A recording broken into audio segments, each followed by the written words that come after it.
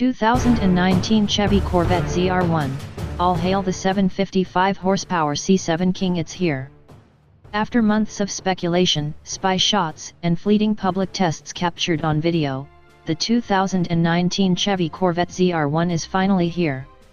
It looks vicious, like the already hot Z06 moonlighting as a GT3-spec Le Mans racer.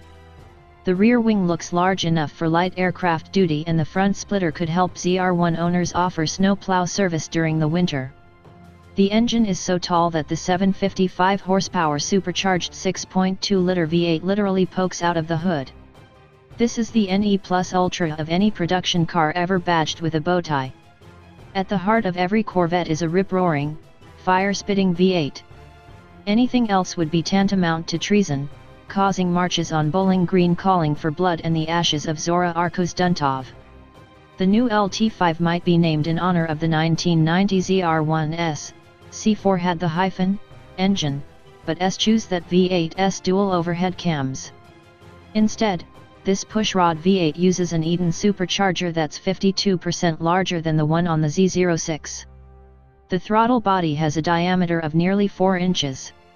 All in, the LT5 makes 755 horsepower at 6,300 RPM and 715 pound-feet of torque at 4,400 RPM.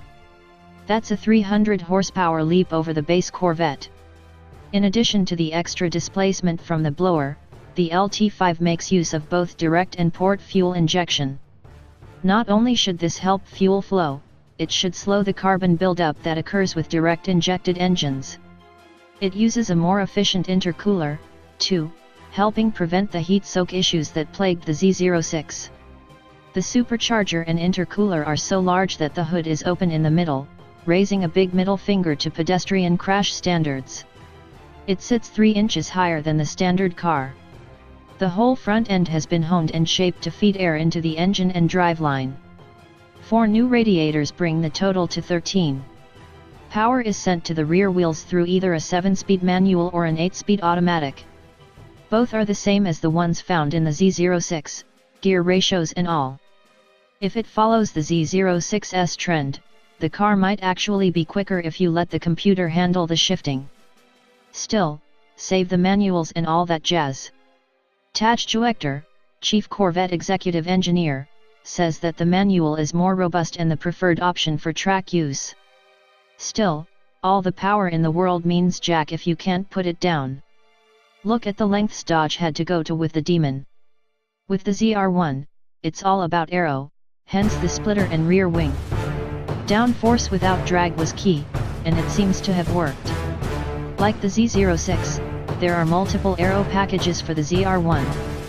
The standard low-wing setup delivers 70% more downforce than a base Z06. Top speed with the low wing is 210 miles per hour. It also makes it far easier to access the rear cargo area. The 2-way adjustable high wing kit lowers the top speed but gives the car 60% more downforce than a Z06 with the Z07 package. A few bolts on the stanchion allow for 5 degrees of adjustment. The wing is mounted to the chassis to prevent cracking the hatch under load. Every ZR1 comes with a new underwing. The Corvette team looked at having an active rear wing.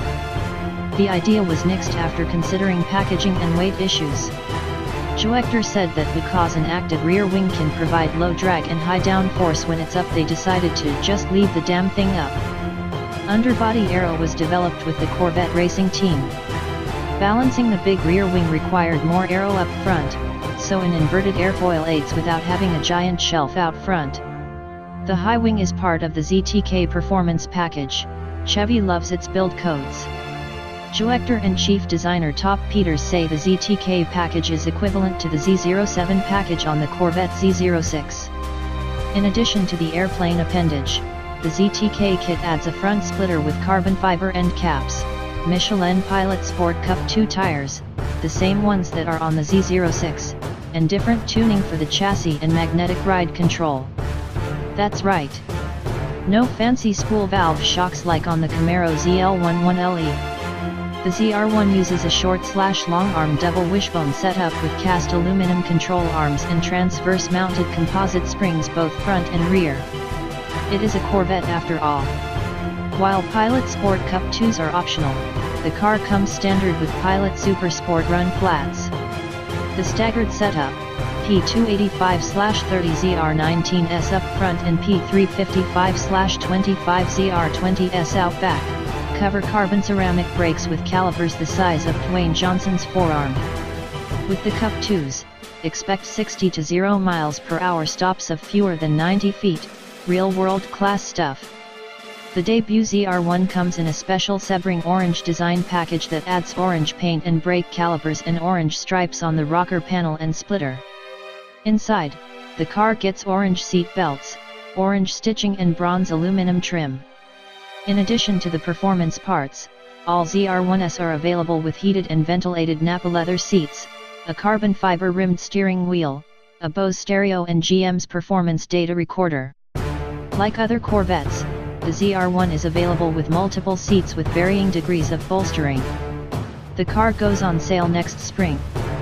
Pricing hasn't been announced, but expected to start around $120,000.